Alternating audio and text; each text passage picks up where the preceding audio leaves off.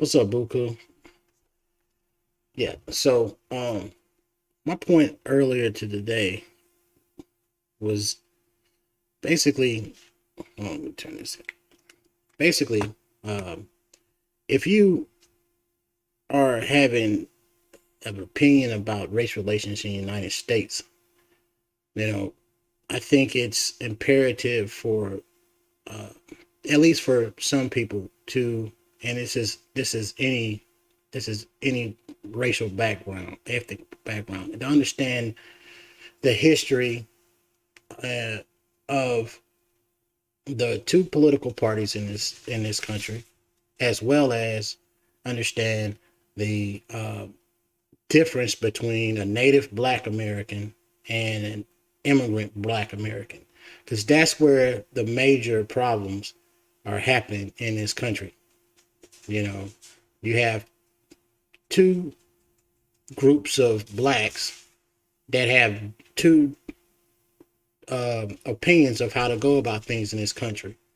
And one group of blacks, and we're talking about, um, and this started in the early 1910s, you had one group of blacks that were going over to Russia and getting trained by into communism.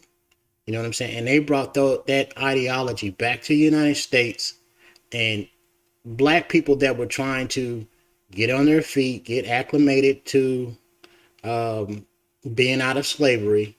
And a lot of these people went into business. They got right into schooling, education, and they started doing good for themselves. Well, this other group of black people did not did not particularly did not particularly go for that. So their whole thing was to make a racial divide in this country.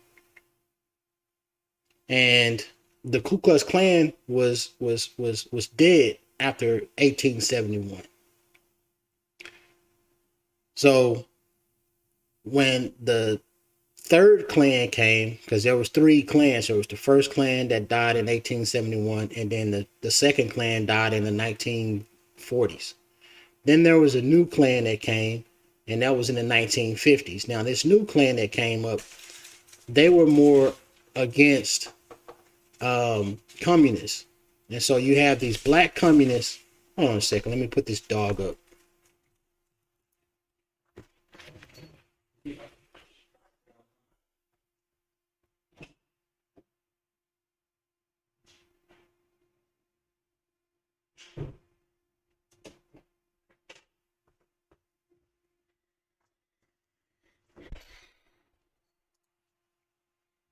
All right, I'm back. So this is an example of what I'm talking about. All right. So to understand this, you have to understand the you have to understand, guys like William Lorenzo Patterson. He was a Communist Party leader of the Communist Party USA, right? So this dude, born in 1891, all right. These names, Richard B. Moore. Who is Richard B. Moore? He's an Afro-Caribbean civil rights activist and a prominent socialist. Now he wanted to advocate for the term African American, African American, as opposed to Negro or Black. So this is in the early 1900s. You have these guys. Philip A. Randolph. This guy set up the March on Washington for Martin Luther King. But he was also a socialist. You know what I'm saying? So you see him. He formed an alliance with Martin Luther King. He was a socialist in the civil rights movement. This dude was a socialist, and so what the problem was in the 60s was that a lot of the National Urban League, same thing, you know, civil rights organization, but a lot of these hate groups said that they were going to come. They basically came to the right. You know what I mean? Because the right was fighting communism, as well as the left. But when the left kind of embraced the civil rights movement, a lot of the and the right said, "No, we're not going to embrace the civil rights movement, not this one," because they embraced the 1957 as well as the 1960. Right? So when the right said, "Hey, look, this is not constitutional," then the left started painting the right as racist, because that was part of their MO. Matter of fact, I think it was Henry. There's another black communist. I think it was Haywood. That I mean, these are all black communists. These are all black communists. Howard Haywood, I think. Harry Haywood. That's who it was. This guy right here. It was his goal to connect the political philosophy of the Communist Party with the issues of race. So this dude was born in 1898, and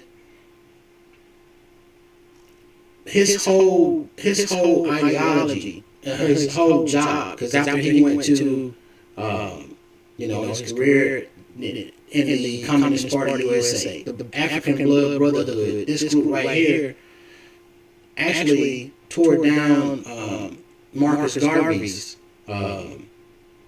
They tore down Marcus Garvey's UNIA. You know what I mean? And this is in 1922. So these black communists have been infiltrating black organizations that are do-it-yourself. We can show white organizations that we're just as good as them. They've been infiltrating these organizations for almost 100 years. Hold on, let me see. Let me look at the chat real quick. Yeah, I should be available Thursday evening, Mr. T12, if you want to call in. But there's a bad echo. It's probably, hold on a second. Is that better, guys? Is that better? No? Let me see. How about that? Is that better? Is there an echo with that? Guys, tell me in the chat. I'm not used to using this way better. Okay, cool. That's probably why I had to turn up tech, because I heard the echo. Let me see. Yeah. Okay. So is it still an echo, or is it's fine like that?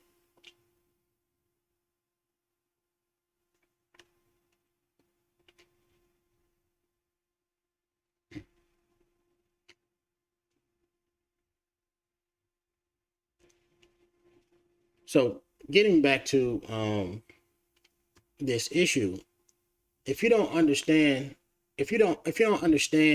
that black communists came into the United States in the 1900s, the same time that Russia, the Communist Party in Russia was trying to overthrow their government.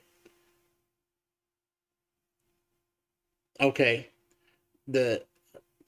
I'll see you later then, Mr. T12. But the same time that the Russian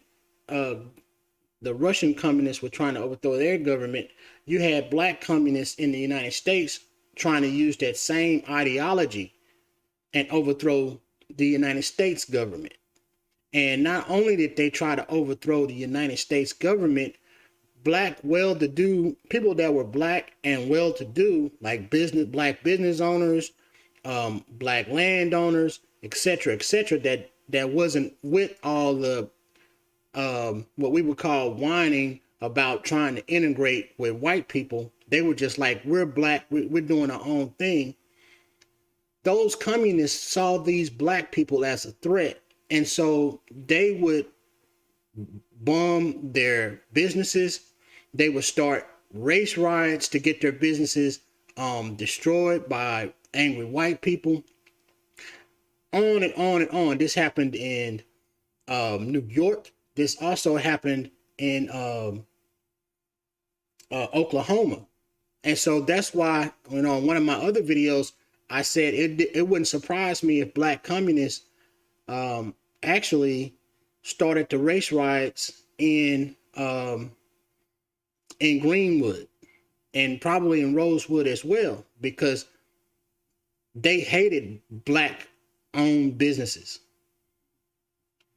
You know, it wasn't about that with them. What they wanted was to overthrow the government, and they felt like if they could overthrow the government, and if you look at the right corner at the bottom, you'll see this black part where you see Florida right here. You see, you know, this is called the Black Belt. Okay, so blacks thought that if they overthrew the government, that they would have all of this for black people. Like this would be all owned by black people, and Russia would own the rest of the United States. That was the logic. And so anybody that owned their own business and wasn't pushing for race relations, because they're saying, look, I don't care about racism. I have my own business. I have my own thing going on. I'm not worried about racism. You know what I mean? Like, we're in a black community. We don't even see white people like that unless we're dealing business with them. So we're good. Those types of communities were uprooted by black communists. These black organizations like the UNIA, from the Marcus Garvey movement to the NAACP, they were infiltrated by black communists. All right. And we're talking the 1910s on up until through to the 30s, through the 40s. Now, when McCarthy came along, McCarthy suppressed a lot of communists and made them kind of go into hiding. But when the McCarthy era was over with,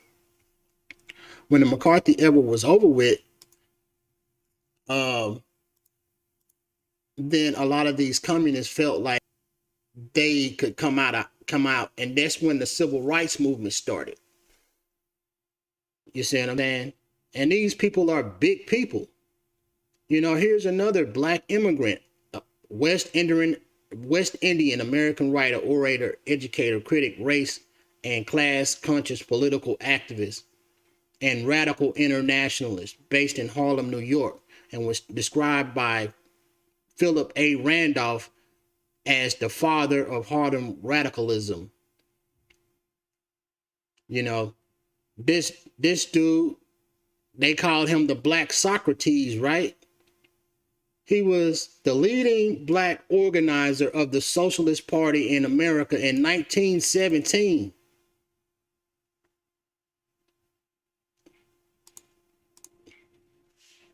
So when you're talking about these race relations in this country, this is coming from the left purely. It's not, you know, we understand that, you know, and, you know, you're talking 1917, influenced a generation of the new Negro militants. You know, Cyril Briggs, this dude right here, African Caribbean American and communist, you know, founder of the African Blood Brotherhood. You know, and it said Briggs's Marxist views as applied to a separatist government caused a rift with Marcus Garvey, the founder of the Universal Negro Improvement Association, or UNIA. While opposed to Garvey's nationalist movement, the Marxists of the ABB did not view Africa for the Africans as an invitation to capitalist development. Briggs wrote, socialism and communism were in practical application in Africa for centuries before they were even advanced as theories in the European world. Garvey believed that Briggs was trying to destroy the government and filed a series of lawsuits against him. You see, so this stuff goes deep. And so when I hear someone talking on a superficial level about some police beating the ass of some black person or some black person getting caught, I know where this is coming from. You know what I mean? Like, I know where this stems from.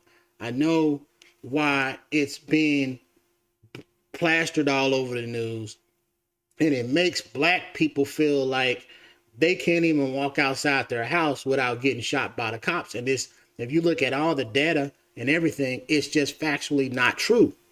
But still, some blacks can't get away from that thinking. They can't break themselves out of this mindset. And that's because you're talking about over a century of propaganda being pumped into native black communities. You know, so when I hear, you know, someone that's not black, and even if they are black, they're coming from another country, and their interest is not in American history like mine is. You know, all this is my history, right? But if you're coming from the Caribbean, right? The Caribbean is your history, so that's what you're going to focus on more than anything, and then you might look at a little bit of superficial history from American history. And it's the same thing. If I was to immigrate to Jamaica, I would care a little bit about Jamaica, but my roots is in America. You know what I'm saying? And so this is what a disconnect, and there's a big disconnect in the black community right now. And this disconnect is native blacks or ADOS blacks that have slave ancestry in this country, and blacks that immigrate from other countries into this country. So you got that going on. And in between that, you have people that are liberal minded blacks, and these are ADOS, as well as conservative minded blacks that are ADOS. So you already have splits in between splits. And then you throw the media into it, like you said, Angry Buku. They stare, you know, the left stirs this stuff up, and they throw all the racism stuff on the Republican Party, and neither the Republican Party or the Democrat Party's agenda is race. Angry Buku, demographically speaking, what percentage of ADOS native black are in America? Demographically speaking, 80 to 85% of blacks in America are ADOS. And black immigrants as a whole didn't start coming over to the United States until 1965 with the Immigration Act of 1965, signed by yours truly, Lyndon B. Johnson. My camera is acting silly, you know, but that's the truth. You know what I mean? Like, you have too many splits in this country, and it's being caused by communist white people as well as communist black people. They're causing these rifts and they align with the Democrat Party, because the Democrat Party wants a concentration of power. You know, the Democrat Party wants a concentration of power. Let me put it on a web page or something. Yeah, the Democrat Party wants a concentration of power. That's what they want. You see what I'm saying? The Republican Party wants to maintain the separation of power. A concentration of power is like a pyramid. I mean, when you concentrate something, like if you see an attack formation, it's like a V shape. That's a concentration of, you know, the attack formation. You know, that's a concentration of power. And then that's the philosophy that the Democrat Party has. You know, that's the ideology that they have. You know, the Republican Party has the ideology of separation of powers, where you have the legislative branch, the executive branch, and the judicial branch. Now, some of that concentration of power has been eroded because of the 17th Amendment. The 17th Amendment took the vote of the states, the voice of the states. It took that voice that was guaranteed in the Article 1 of the U.S. Constitution. It nullified Article 1. It nullified the states being able to be represented. Okay, and so the citizens are represented through their district representatives in the House. And so in 1913, they came up with, this was signed by Democrat President Woodrow Wilson. He signed into law the 17th Amendment, which gave citizens the right to vote for their senators as well. So now you have all of Congress being represented by the people. And the thing is, it's easy to buy off congressmen. Now, to buy off a representative, you're only trying to buy off that district. You know, you're just trying to get favors in that district. It doesn't affect the entire city. It doesn't affect the entire state or region, right? But you only get 2 senators per state. And so let's say a company like Google can say, look, we're going to support Bernie Sanders, all right? And we're also going to support, I don't know who would be his opponent as a Republican, but they would support the Democrat candidate, and Google would support the Republican candidate. So regardless of who wins, that candidate, the candidate that wins, regardless of who wins, that candidate is going to be beholden to Google. You see what I'm saying? And so the people that voted that candidate into office, they're not going to get their voice heard. Google's going to get its voice heard first and foremost, because Google has the money. And with the Citizens United decision, you know, Google can spend as much money as they want to. Google is basically looked at as a human being. And so this is what people start to get upset about. You know, well, we're not being represented. The government is corrupt. Yeah, well, it wasn't the Republicans that corrupted the government. Yeah, the left is attacking the Constitution because they feel like the Constitution is not valid. You know, they think it's illegitimate. They think the first Constitution of the United States was the Declaration of Independence. That's why you keep hearing Joe Biden say, and we hold these truths self-evident. Matter of fact, you know, you'll hear Buttigieg saying it.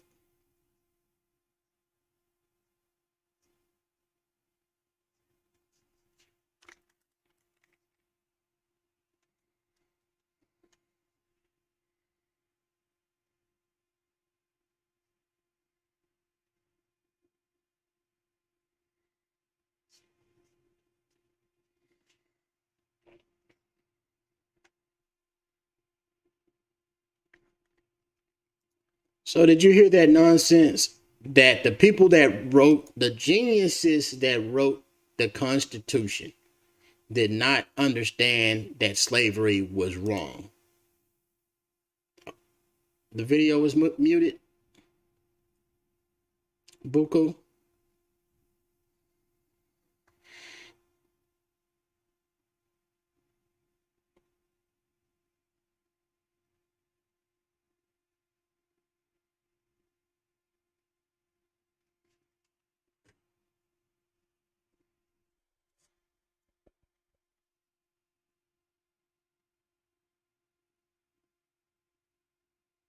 Okay. But he says that um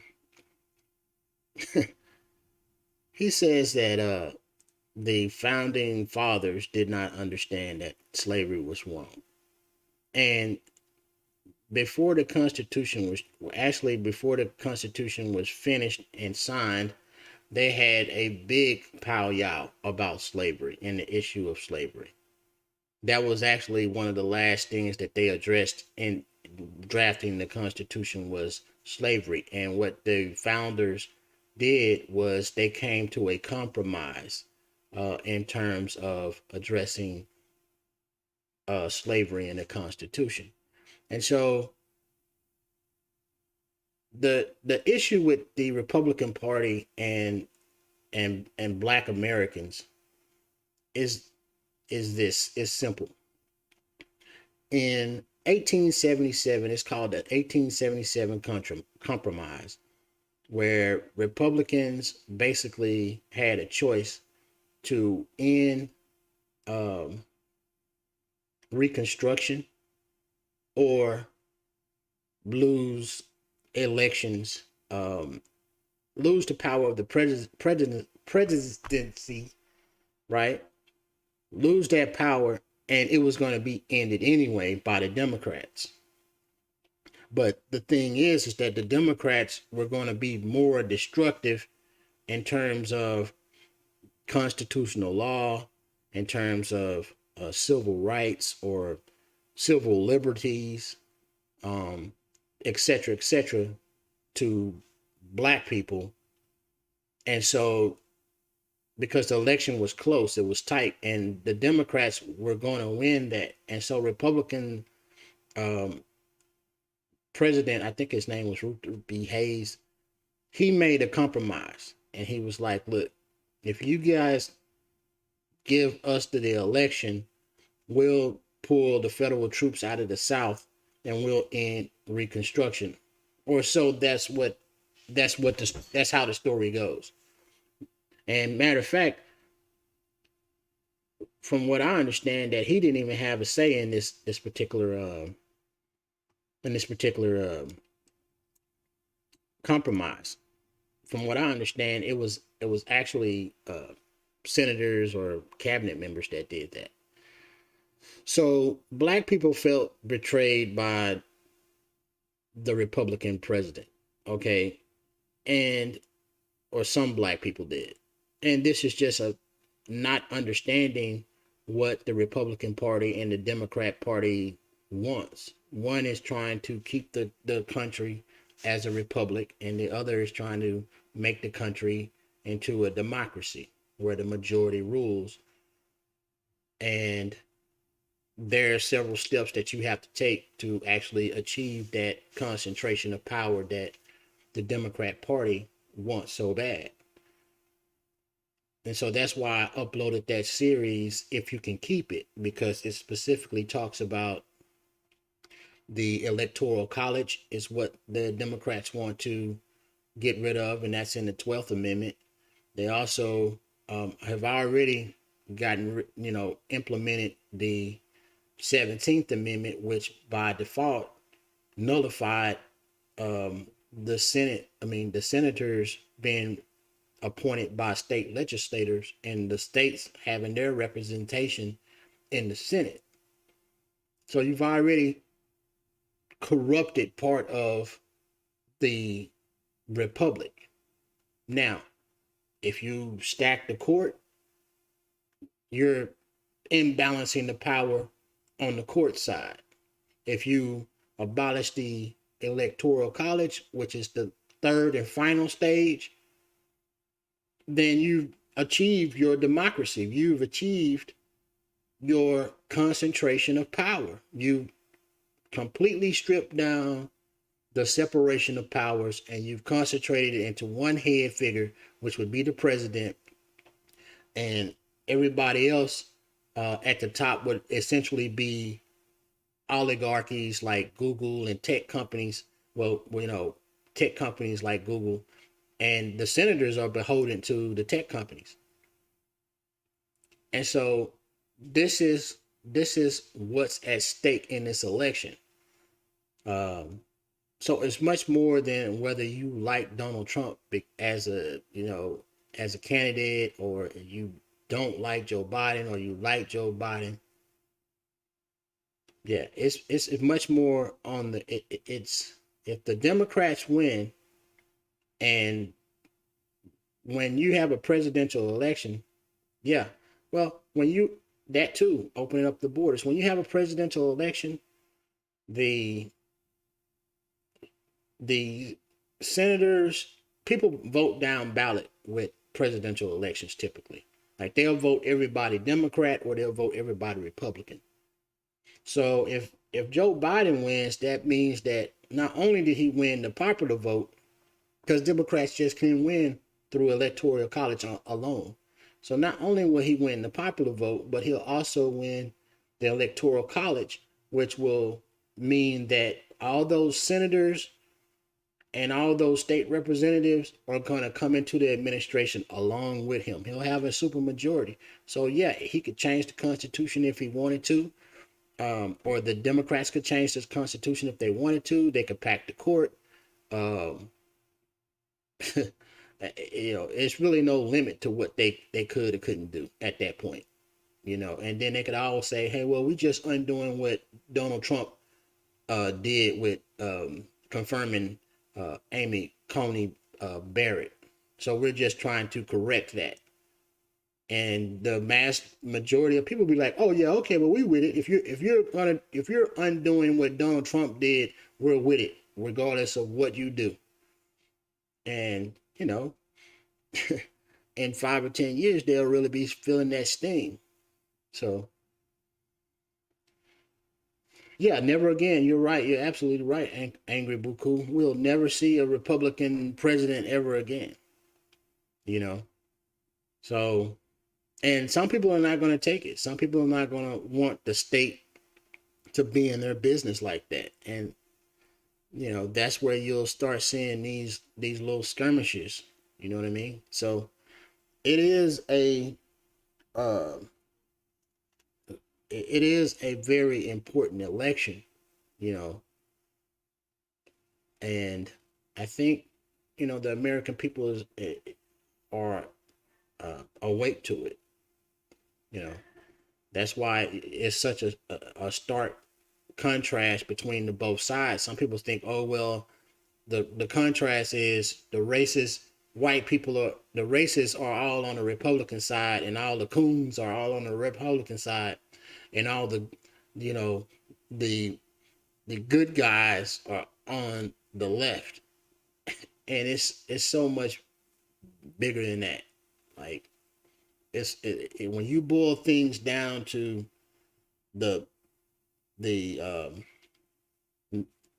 last denominator, that's what you're going to come up with. How to run a government. Do we run it as with a concentration of power, with you got a few people at the top running the entire country, or are you going to run it with a separation of power? You can look at these Democrat run cities. They run their cities as a concentration of power. The power is not separated like that. They have concentration of power, and what you see is a lot of oppression going on in the cities. And unfortunately, for the people that are getting oppressed in the cities, they want to blame people that don't even live in those cities. They want to blame Republicans that are not even in power in those cities. You know what I'm saying? So it's like I don't understand how the average person can't see that. Like, if you're feeling oppressed, then look to where you're living at. Look at all you have to do is look at to where I'm feeling oppressed inside my house. So who's over the house that I'm in?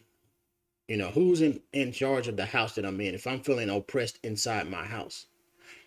Not go look at the neighbor and say, neighbor, you looking okay, you're looking well to do, and therefore by you doing okay, neighbor, you're oppressing me in my house. It makes no sense. Chef, Ducky, what's up, y'all? Just yeah, I was on the Pascal show earlier, and I was just hearing a lot of views. They were talking about this. They started talking about this this guy that got shot 10 times and he had a knife and et cetera, et cetera. And then it kind of rolled into some talking about Malcolm X. And then it started talking about some other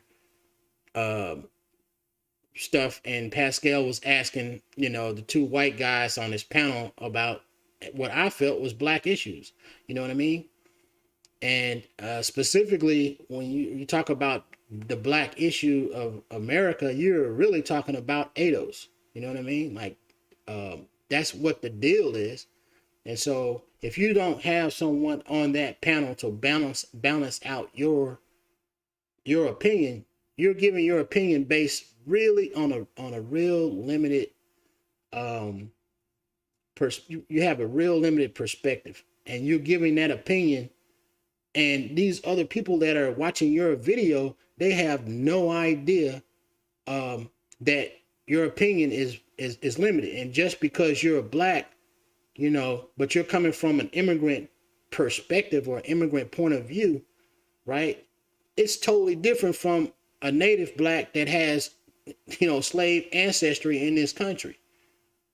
That grandparents and great grandparents and their great great grandparents have actually made history, have fought in wars, Civil War maybe, may have been slaves before that, have actually built this country. And they've done all the heavy lifting in the 60s with the Civil Rights Acts and all that, and the marching and getting sprayed with water hose and having the, some people were good-hearted and actually trying to fight for civil rights. And then there was communism that they were fighting against, infiltrators and so on and so forth, right? You go through all of that, and then the immigrants come over here after the Immigration Act of 1965. They just drove up when all the heavy lifting is done. All the getting rid of the majority of the racism is done by the descendants of slaves. Then they come over and have the nerve to tell you what racism is.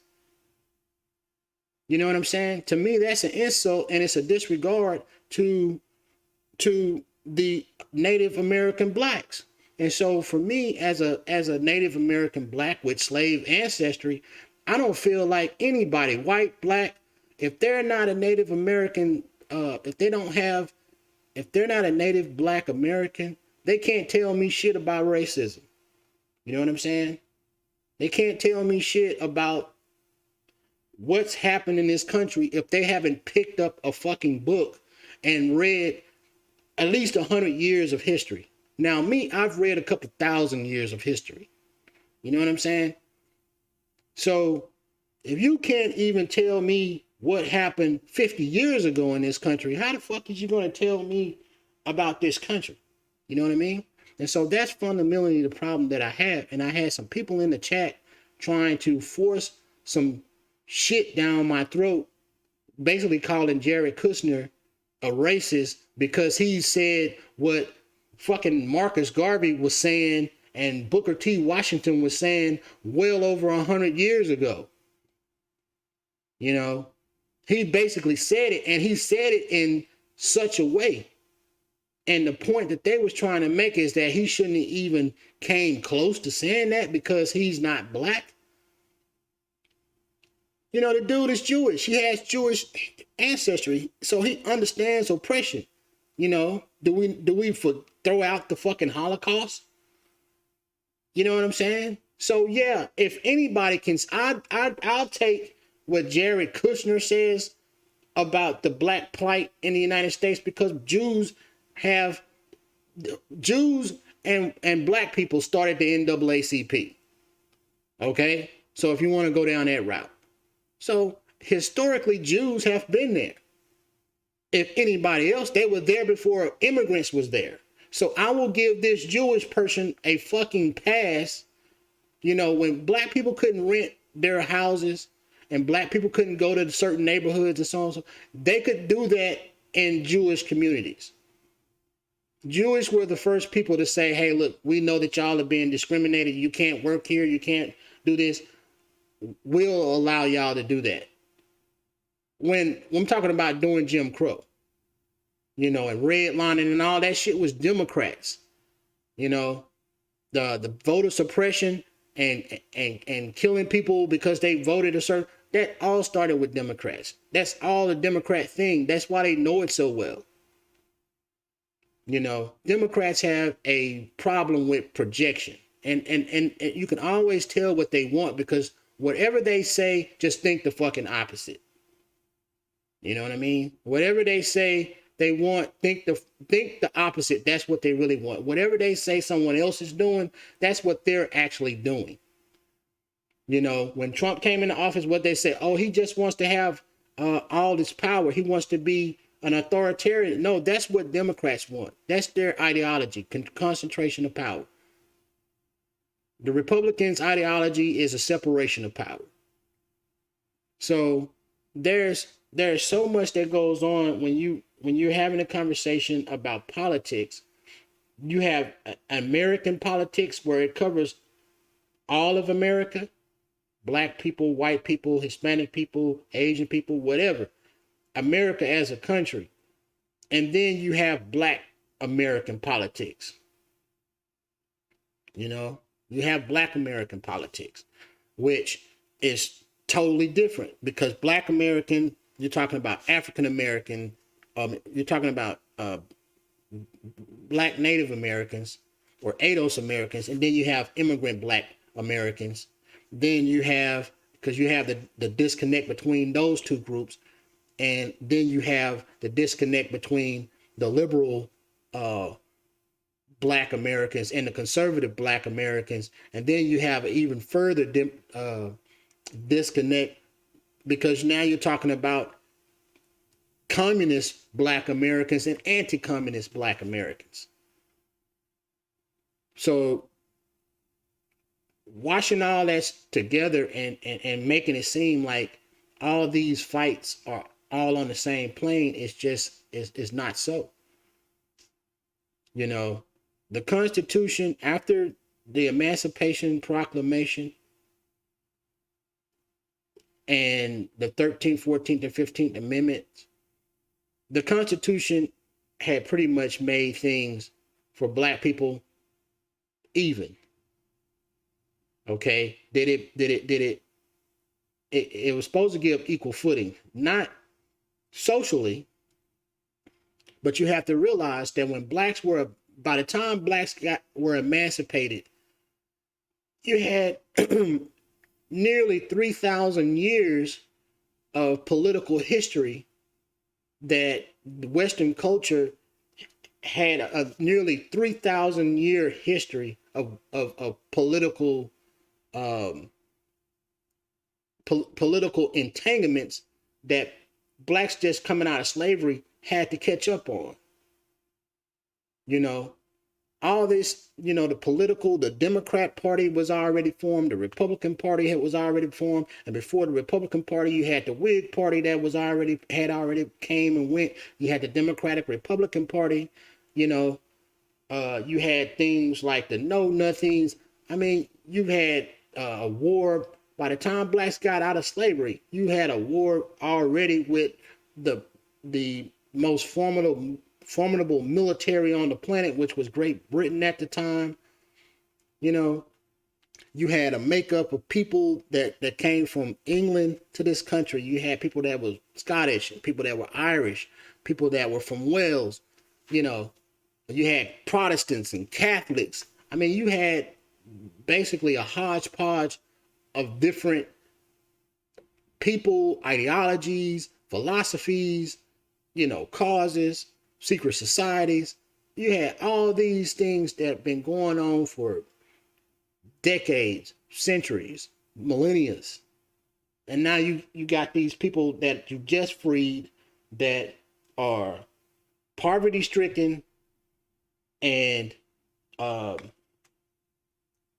uneducated. And now they're jumping into the political party. You know, they're jumping into the political system. Well, you know, wisdom would say, do a little history. You know, the founding fathers of this country didn't just pop into a back room one day and say, hey, look, let's come up with some type of system to run the government. They drew on thousands of years of history, what worked and what didn't work. You know, the same thing with these police. This stuff has been going on since, you know, for centuries. It's been studied ad nauseum. When you have a country with when you have a country where 65% of the population is white and 13% of the population is black, and most of that population, you're talking about police, most of those police are going to be white. You're talking about violent crimes, most of the violent crimes going to be black. You're going to see disparities. That's just a fact. You know, is there a systemic racism? Yes, there is, but it ain't coming from the police departments. It's not coming from the, you know, where you think it's coming from. It's coming from the Democrat Party. That's where the systemic racism comes from. Every time they leave these borders open and they let people come in and get benefits and get free passes, right? That's oppressing black communities, because these immigrants that overstay their visa, or these immigrants that come over here illegally, they're not you know, the immigrants that overstay their visa, now they'll stay in the white communities because they got money, you know, to travel from wherever they were to over here. But the immigrants that come over here from war-torn countries, right, and the immigrants that come over here illegally, right, they jump right into black communities. And then when they get a leg up, they leave those black communities. After that, they've come into those black communities, been welcomed, not abused. They've been welcomed in those communities. They have a cradle to lay their head. They get rich or they get money and they leave out of those communities and they take their money out of those communities. But they might still have a business in those black communities. You know, so they'll make that money in those black communities and then send that money right back home. They won't invest in that community other than make their business bigger. And so all these black people will go and spend their money with these folks, but yet they can't work for these folks. And if they do work for these folks, it's for pennies on the dollar. And you have countries like Liberia, which was made for black freed slaves. You know, blacks went over there from this country that were freed slaves. They went over there and they set up a republic just like the United States. They even got a flag like the United States. Instead of having 50 stars, the only difference of their flag and the United States flag is they got 1 star and the United States got 50. And they went over to Liberia. That's why it's called Liberia. It means a liberty. It's after liberty. So they went over to Liberia. They get about $100 million a year from the United States government. But black people can immigrate to Liberia if they want reparations or whatever the hell. They can go right, there's a whole country in Liberia. But the Liberians did the same thing that black people complain about. They went over there, they set up a government for them, and they enslaved the natives around Liberia. You see what I'm saying?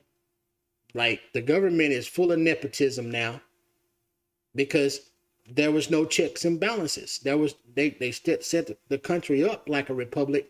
But after time, they made a concentration of power. So if you want to know what the United States will look like after the Democrats get what they want, then look no further than Liberia and look at the oppression in Liberia. And this ain't white people. This ain't no white supremacy. You know what I'm saying? Liberia is like one of two countries in Africa that never was colonized. And these are black slaves, former slaves, and went over there and enslaved people. And it wasn't no coaxing from white folks. This was all, look, this is your land, and Liberia is rich with resources. Liberia basically is like Wakanda as far as resources are concerned. They have untapped resources. So it's not like they've got a shit piece of land, right?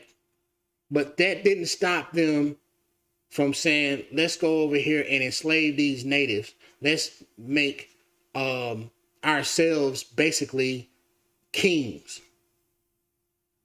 So if an American citizen wanted to go to Liberia right now, they probably wouldn't have a chance of ever becoming president over there because of the power structure. It's like a pyramid.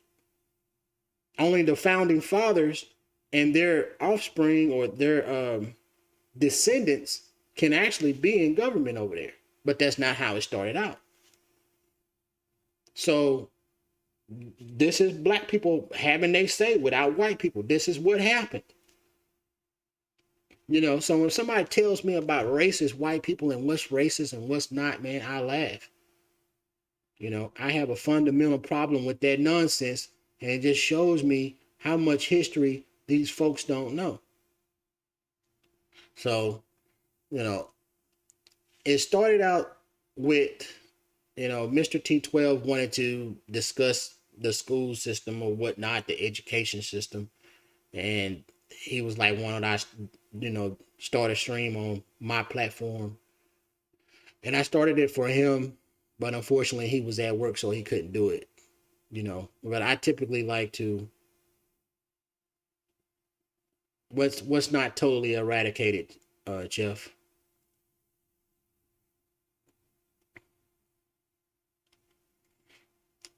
But, you know, I just, I started this stream for him to come on. I'm glad to see Ducky join the stream, and Angry Buku especially. He always watch my content and enjoying my streams, and you know, like my videos and stuff. So, man, it's good to see you, Chef. You know, like to see that support, man. But yeah, that's why I started this stream. You know, I know it's gone long enough. I don't know if I'm gonna make it publicly available. Uh, just because I might have ruffled some feathers, you know, from the things that I said, and plus it, you know, my camera was freezing and my mic was kind of echoey and stuff in the beginning, and I'm still trying to get this OBS studio down. I think I got it for the most part down. I think I had just too many mics or outputs going on. So with that, you know, I'm gonna go ahead and end this stream. You know, you guys take care. I appreciate you stopping by and listening. So yeah. Anyway, y'all guys take care.